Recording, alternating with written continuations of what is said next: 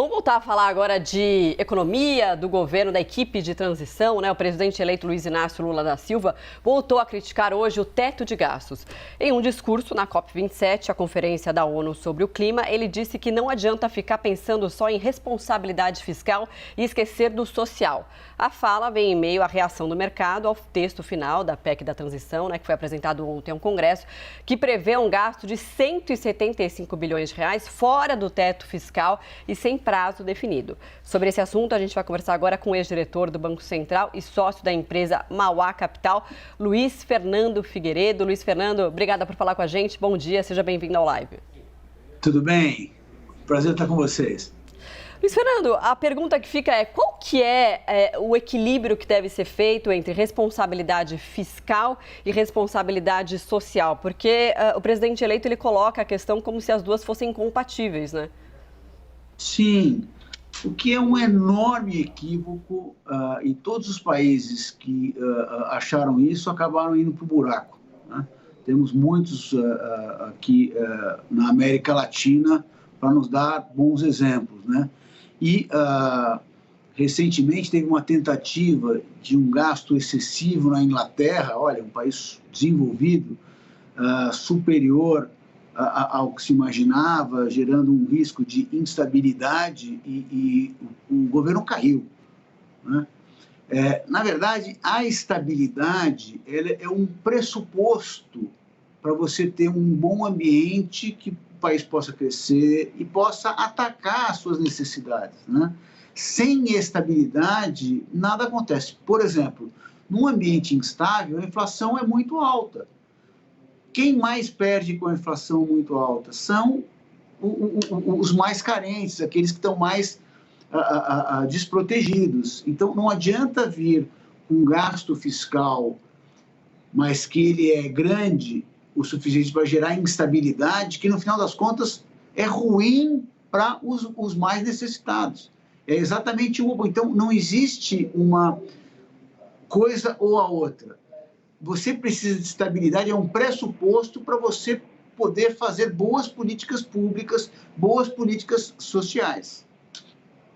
Figueiredo, é um prazer falar contigo. Seja muito bem-vindo aqui. Eu gostaria de saber de você qual é a sua avaliação sobre essa minuta que, além de prever 175 bilhões fora do teto de gastos, ainda colocou mais 22 bilhões ali para investimentos que o governo possa vir a fazer, né? Fora, como já foi tratado aqui, aqueles 105 que já estavam previstos e que se esses 175 forem retirados do teto, aqueles 105 já previstos permanecerão ali. Ou seja, há muitos bilhões em discussão. Como é que você vê isso? Eu acho um desastre. É um desastre. Quer dizer, o que está se propondo, na verdade, é todo um novo arcabouço fiscal. E sem um período determinado, isso não é um waiver, né? Waiver é você dar, então, deixar que se gaste um volume adicional relativamente contido por um período temporário, por um período de tempo. Não é isso que está se propondo. Então, da maneira que essa PEC está proposta, ela está muito longe do que seja um mínimo razoável, né? O que se imaginava é que ela não passaria de 100 bilhões de reais e seria por um ano só. Agora, se pensar por mais do que isso, o que, na verdade, está aparecendo é o governo levando uma proposta muito inchada, muito grande, para ser negociada no Congresso. E, pelo que tem se visto, o Congresso já está dizendo, olha, do jeito que está, esse negócio não vai passar. A Priscila Yazbek vai participar aqui conosco também. Pode colocá-la na tela, Pri, fique à vontade. Luiz Fernando, obrigada pela entrevista. Você falou sobre essa questão do Congresso, né? Além do que já está dado, do que foi apresentado da PEC de transição, tem um temor muito grande do que vai acontecer ao longo da tramitação. Davi Alcolumbre, por exemplo, já disse que não deve permitir que o auxílio seja retirado do teto de gastos de forma permanente, que quer que fique restrito a 2023, que o texto que foi apresentado, a proposta, a minuta, é muito diferente do que vai tramitar. Só que tem um temor muito grande também por outro lado, de que Davi Alcolumbre quer restringir a 2023 a retirada do auxílio do teto para ter mais poder de barganha também nos outros anos. Tem também uma conversa aí sobre se Lira gostaria de institucionalizar o orçamento secreto ao longo da tramitação da PEC de transição. A gente corre o risco de, assim como aconteceu com a privatização da Eletrobras, a gente vê um monte de jabutis no meio dessa PEC de transição. Então, além do cenário negativo que já está dado, né, com esse estouro de gastos, a gente pode ver uma situação se deteriorar ainda mais ao longo da tramitação dessa proposta? Olha, deixa eu dizer, eu não acho que está dado o tamanho da PEC, tá? A PEC, no final das contas, tem quase 200 bilhões. Eu não acredito que vai passar um número como esse. Eu acho que o número vai ser muito mais para perto de 100 bilhões. Não sei, um pouco mais, um pouco menos, mas em torno disso. Tá? A outra coisa é que o Congresso tem toda a razão em dizer, olha, eu não posso te dar por vários anos. Você pediu um waiver de 1 ano, ok, vamos te dar um waiver de 1 ano para você fazer todas as coisas que são necessárias para poder ter um gasto social maior. Né? Eventualmente até subir a carga tributária. O que não dá é para dar esse cheque em branco desse tamanho por todo o governo. Então, assim, é uma PEC que ela, na verdade, está abusando da relação com o Congresso. E o Congresso está dizendo isso não dá. E, ao mesmo tempo, tem o lado do Congresso de querer negociar. Né? Olha, tá bom, eu aprovo, que será em outras condições, mas eu posso aprovar aqui uma PEC, mas eu também quero algumas coisas do meu lado. Então, eu acho que isso faz parte, essa negociação faz parte. É que ela veio grande demais, pensando em tempo demais. Isso tem que ser ajustado. Mas a questão é que, além da PEC, né, o discurso do presidente eleito, ele está muito ruim, no sentido de termos um ambiente estável, um ambiente tranquilo, para ter essa discussão, né? Quer dizer, os ativos estão respondendo muito dramaticamente ao que ele tem dito, porque ele tem colocado esse conflito, que é um conflito não existente, entre a responsabilidade social e responsabilidade fiscal.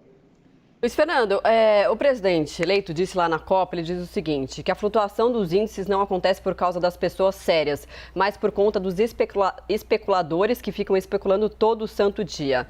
Quando ele diz isso, ele tem razão? Se a gente for contextualizar, né, e o próprio PT fala muito isso, né, que no governo Bolsonaro tiveram, por exemplo, 5 furos do teto de gastos e o mercado não reagiu dessa forma. Claro que são circunstâncias bem diferentes, né?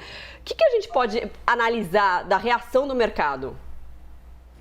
Olha, quando a gente vê o que aconteceu nos furos que a gente teve no teto anteriores, eles aconteceram num contexto de um enorme aumento de arrecadação. No final, este ano e o ano passado, o resultado fiscal foi muito melhor do que se imaginava. Então, foi na esteira de uma melhora enorme fiscal que se furou o teto de gastos. Podemos discutir se é correto ou não, mas não foi para gerar um déficit muito maior. Na verdade, foram 2 anos de superávit primário. O que está se propondo agora é, sim, ir para o déficit, porque não tem nenhuma previsão ou perspectiva de arrecadação adicional. Na verdade, até eles estão pegando uma carona de, olha, caso haja uma arrecadação adicional, nós queremos também tirar do teto. Né? Então, assim, mas, Luiz Fernando, desculpa te interromper, mas é só porque nos 2 casos a intenção é a mesma, né? Nos 2 casos são medidas populistas, a gente pode dizer, um populismo de esquerda e um populismo de direita, né? Tudo bem que a arrecadação estava melhor antes, ok, mas nos 2 casos... Não, nos 2 casos é para gastar mais, isso eu concordo. No primeiro caso, ele seria populismo se nos levasse para uma situação de maior insustentabilidade fiscal. Não foi o resultado que nós tivemos. O que nós tivemos foi um crescimento grande de arrecadação e eles queriam usar um pouco desse crescimento, mesmo assim gerando superávit primário. Então, eu não acho que tenha sido populismo, não. Tá? Eu posso até dizer, olha, o melhor teria sido não furar esse teto. Eu até acho isso, mas eu não acho que tenha sido um populismo. Agora, você começar um mandato querendo um waiver para o mandato inteiro deste tamanho, é que é uma coisa que não tem sentido. Tá? Então, a resposta do mercado, e o mercado não é um bando de especuladores, somos nós. São as empresas que estão exportando, as empresas que estão importando, são nós, com o nosso pequeno dinheiro investindo em fundos ou investindo em títulos. Isso não tem nada a ver com essa visão equivocada, anos 60, de que é um bando de especuladores. Aliás, aqueles que acham que são um bando de especuladores, no final das contas, são os países que estão nos maiores problemas que nós temos no mundo. Aqueles que levaram a sério esses sinais, que são sinais dos agentes econômicos, que inclusive somos nós, como eu acabei de dizer. Quem levou a sério esses sinais foi para a trajetória correta, como acabou de acontecer com a Inglaterra. Agora, quem acha que são especuladores, vai para caminho como a Venezuela, como a Argentina foi. Luiz Fernando Figueiredo, ex-diretor do Banco Central e também sócio da empresa Mauá Capital, muito obrigado por conversar conosco. Até uma próxima. Até uma próxima. Foi um prazer enorme. Tchau, tchau.